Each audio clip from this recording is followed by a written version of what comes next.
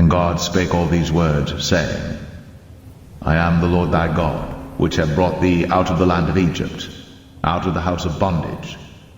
Thou shalt have no other gods before me.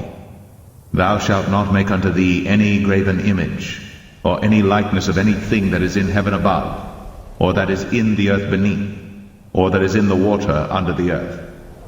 Thou shalt not bow down thyself to them, nor serve them.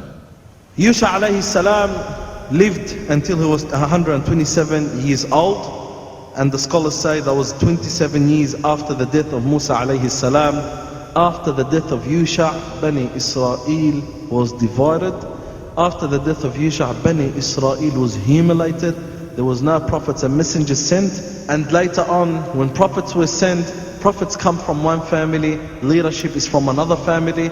It was only at the time of Yusha alayhi salam in which the prophecy and the leadership was in one character.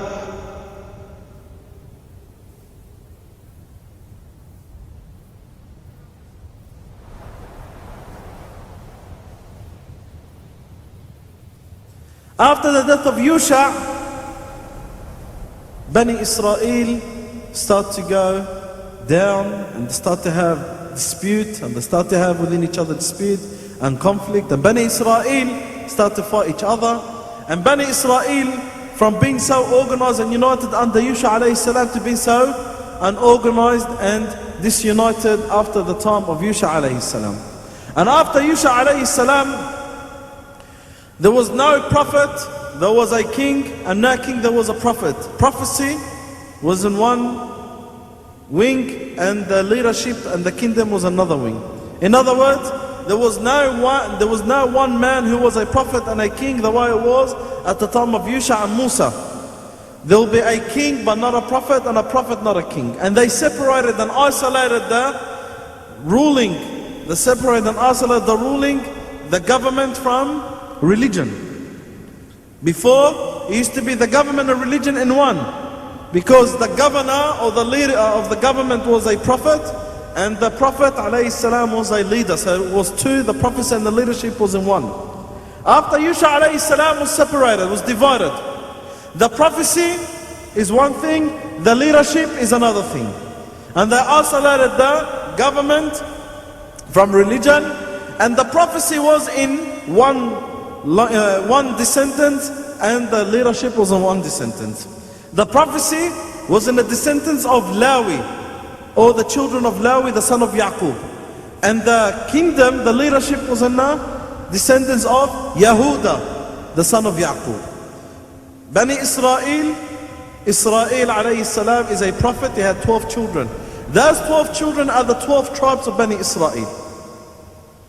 And those 12 tribes are under the names of those 12 children. One of those 12 children, his name was Lawi. His descendants that's where the prophecy comes from. So most of the prophets that came later on, they are from the descendants of Lawi. Yahuda is another son of Bani Israel, another son of Israel, another son of Yaqub alayhi salam. And his descendants were all the leaders and the kings after Yusha alayhi salam. And as I mentioned, because Yusha alayhi salam, he was the leader and the prophet at once, he had everything under control. Once Yusha alayhi salam passed away, then Bani Israel were in complete disunity and disorder. For 460 years, Bani Israel had been going from worse to worse, from bad to bad. And Bani Israel at the time of Yusha alayhi salam, and especially after opening Jerusalem, they had the upper hand. And Allah Azza wa Jal had given them so much. And Allah subhanahu wa ta'ala will send prophets among them. That at one stage Bani Israel will have 3 prophets at once. The Prophet Mohammad sallallahu alayhi wa sallam, he said that Allah sent the prophets and messengers to Bani Israel. Every time a prophet passes away, another prophet will be sent. You could imagine how many prophets and messengers being sent to Bani Israel. Even to the stage, there will be more than 3 and 4 at once. And Bani Israel start to go from bad, from evil to committing more evil doings. from crime to worse crime, and they start to leave Islam and start to associate someone else with Allah subhanahu wa ta'ala, and the kufr, they start to enter Bani Israel. And the commitments to the evilness start to increase among the Bani Israel, from killing to murder to stealing to theft to riba.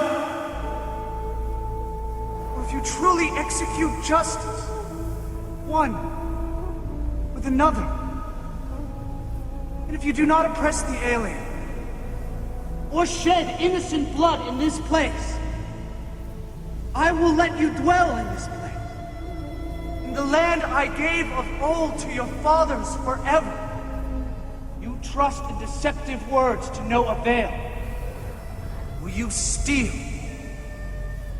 murder, commit adultery, swear falsely, burn incense to Baal, and go after other gods that you have not known, and then come and stand before me in this house which is called by my name and say we are delivered, only to go on committing all these abominations? And just things became worse and worse, that they start to commit actions that no one before them did. They start to have the custom of killing prophets and messengers.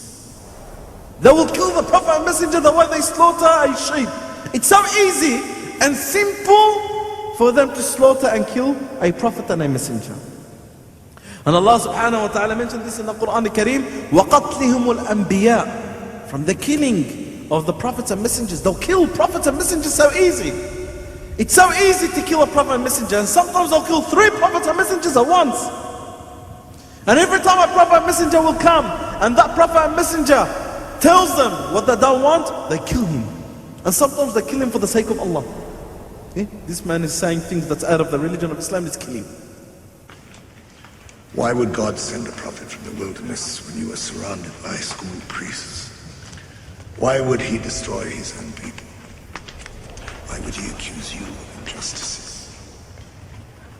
This man must die. No! He is a prophet, my lord. He is a traitor, my lord. Traitors die. أفكلما جاءكم رسول بما لا تهوى أنفسكم استكبرتم ففريقا كذبتم وفريقا تقتلون